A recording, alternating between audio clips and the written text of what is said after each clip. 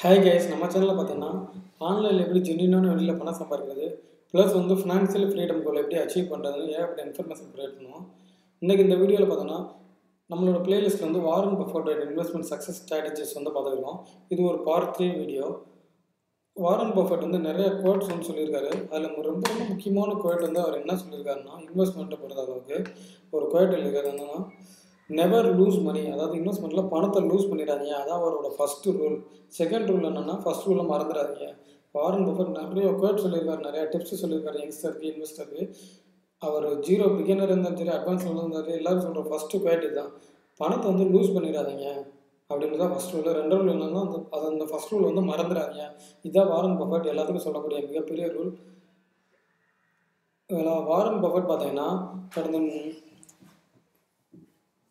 Investment தந்தைன்னு சொல்லுவாங்க. அவர் பார்த்தீங்கன்னா ஏகப்பட்ட புக்ஸ் எழுதியிருக்காரு.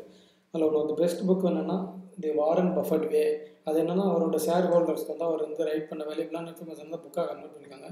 நீங்கள் இன்வெஸ்ட்மெண்ட் பண்ணணும், பணத்தை இன்வெஸ்ட் பண்ணணும்னு நினச்சேன்னா கண்டிப்பாக அந்த புக்கை படிங்க. அந்த புக்கோட லிங்க் கீழே டிஸ்கிரிப்ஷனில் கொடுத்துருக்கேன்.